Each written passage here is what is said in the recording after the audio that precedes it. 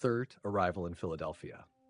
My inclinations for the sea were by this time worn out, or I might now have gratified them.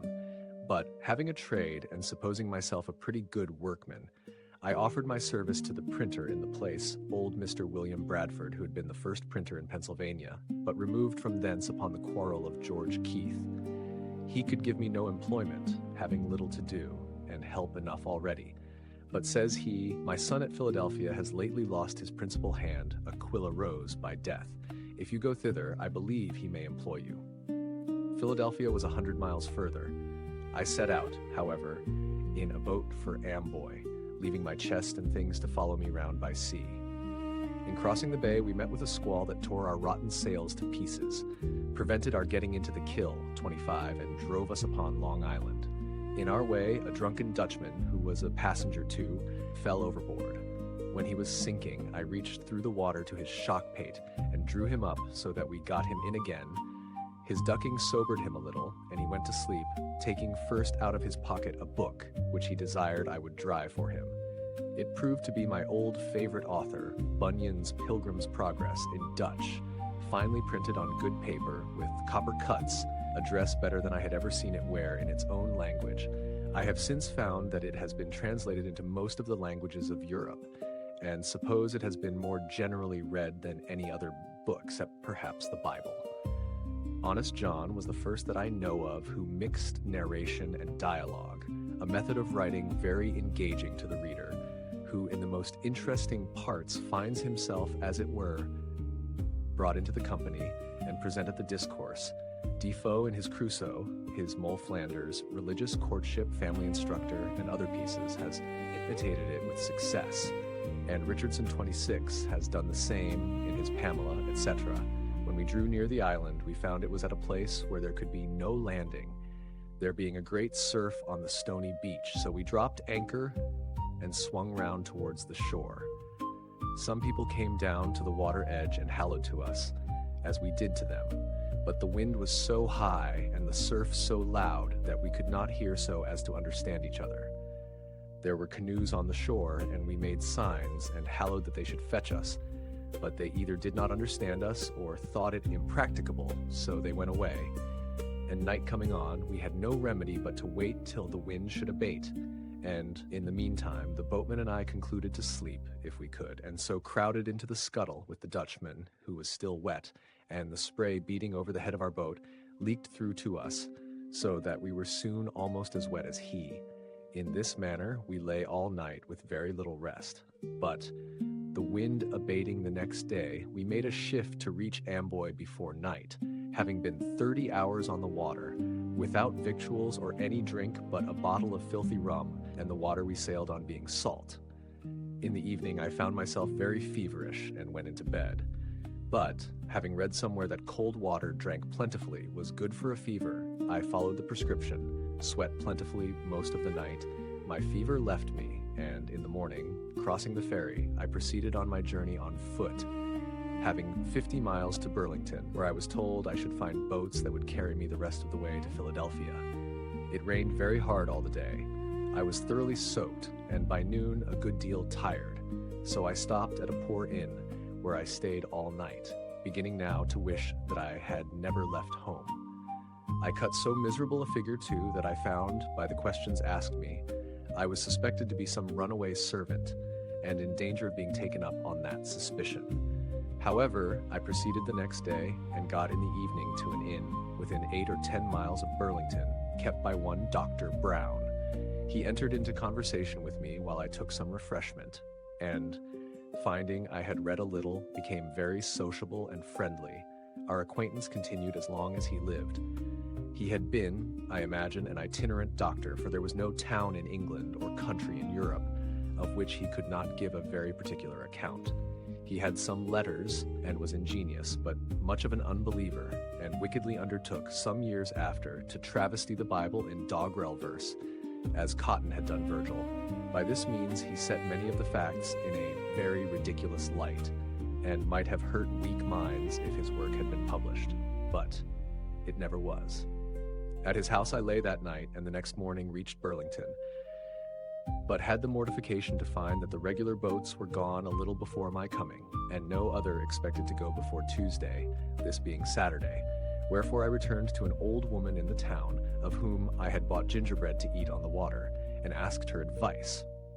She invited me to lodge at her house till a passage by water should offer, and being tired with my foot traveling, I accepted the invitation.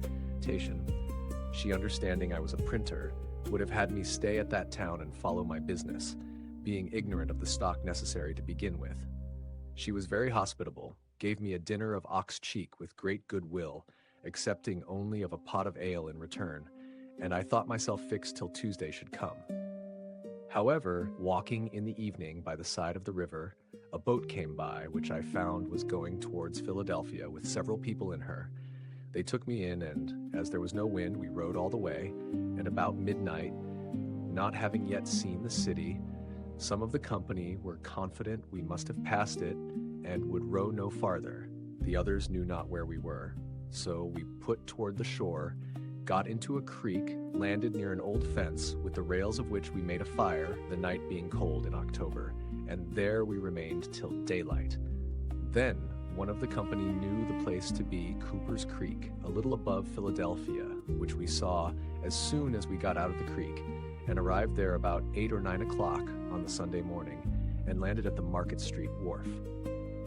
I have been the more particular in this description of my journey, and shall be so of my first entry into that city, that you may in your mind compare such unlikely beginnings with the figure I have since made there. I was in my working dress, my best clothes being to come round by sea. I was dirty from my journey. My pockets were stuffed out with shirts and stockings, and I knew no soul nor where to look for lodging. I was fatigued with traveling, rowing, and want of rest. I was very hungry, and my whole stock of cash consisted of a Dutch dollar and about a shilling in copper. The latter I gave the people of the boat for my passage, who at first refused it on account of my rowing, but I insisted on their taking it. A man being sometimes more generous when he has but a little money than when he has plenty, perhaps through fear of being thought to have but little. Then I walked up the street, gazing about, till near the market house I met a boy with bread. I had made many a meal on bread, and, inquiring where he got it, I went immediately to the baker's he directed me to, in 2nd Street, and asked for biscuit, intending such as we had in Boston. But they, it seems, were not made in Philadelphia. Then I asked for a 3-penny loaf, and was told they had none such. So not considering or knowing the difference of money and the greater cheapness nor the names of his bread, I bade him give me 3 penny worth of any sort. He gave me accordingly 3 great puffy rolls. I was surprised at the quantity, but took it, and, having no room in my pockets, walked off with a roll under each arm and eating the other. Thus I went up Market Street as far as 4th Street, passing by the door of Mr. Reed, my future wife's father, when she, standing at the door, saw me and thought I made, as I certainly did, a most awkward, ridiculous appearance. Then I turned and went down Chestnut Street and part of Walnut Street, eating my roll all the way, and coming round, found myself again at Market Street wharf, near the boat I came in, to which I went for a draught of the river water, and, being filled with one of my rolls, gave the other 2 to a woman and her child that came down the river in the boat with us, and were waiting to go farther. Thus refreshed, I walked again up the street, which by this time had many clean-dressed people in it, who were all walking the same way. I joined them, and thereby was led into the great meeting-house of the Quakers near the market. I sat down among them, and, after looking round a while and hearing nothing said, being very drowsy through labor and want of rest the preceding night, I fell fast asleep, and continued so till the meeting broke up, when one was kind enough to rouse me. This was, therefore, the first house I was in, or slept in Philadelphia. Walking down again toward the river, and looking in the faces of people, I met a young Quaker man, whose countenance I liked, and, accosting him, requested he would tell me where a stranger could get lodging. We were then near the sign of the 3 Mariners. Here, says he, is one place that entertains strangers, but it is not a reputable house. If thee wilt walk with me, I'll show thee a better. He brought me to the Crooked Billet in Water Street. Here I got a dinner, and while I was eating it, several sly questions were asked me, as it seemed to be suspected from my youth and appearance that I might be some runaway. After dinner, my sleepiness returned, and being shown to a bed, I lay down without undressing, and slept till 6 in the evening, was called to supper, went to bed again very early, and slept soundly till next morning. Then I made myself as tidy as I could, and went to Andrew Bradford, the printer's. I found in the shop the old man, his father, whom I had seen at New York, and who, traveling on horseback, had got to Philadelphia before me. He introduced me to his son, who received me civilly, gave me a breakfast, but told me he did not at present want a hand, being lately supplied with one. But there was another printer in town, lately set up, one Keimer, who perhaps might employ me. If not, I should be welcome to lodge at his house, and he would give me a little work to do now and then till fuller business should offer. The old gentleman said he would go with me to the new printer, and when we found him, "Neighbor," says Bradford, "I have brought to see you a young man of your business. Perhaps you may want such a one." He asked me a few questions, put a composing stick in my hand to see how I worked, and then said he would employ me soon, though he had just then nothing for me to do. And, taking old Bradford, whom he had never seen before, to be one of the town's people that had a good will for him, entered into a conversation on his present undertaking and prospects. While Bradford, not discovering that he was the other printer's father, on Keimer's saying he expected soon to get the greatest part of the business into his own hands, drew him on by artful questions, and starting little doubts to explain all his views, what interest he relied on, and in what manner he intended to proceed. I, who stood by and heard all, saw immediately that one of them was a crafty old sophister, and the other a mere novice. Bradford left me with Keimer, who was greatly surprised when I told him who the old man was. Keimer's printing house, I found, consisted of an old shattered press and one small worn-out font of English, which he was then using himself, composing an elegy on Aquila Rose, before mentioned, an ingenious young man of excellent character, much respected in the town, clerk of the assembly, and a pretty poet. Keimer made verses too, but very indifferently. He could not be said to write them, for his manner was to compose them in the types directly out of his head. So there being no copy 27, but one pair of cases, and the elegy likely to require all the letter, no one could help him.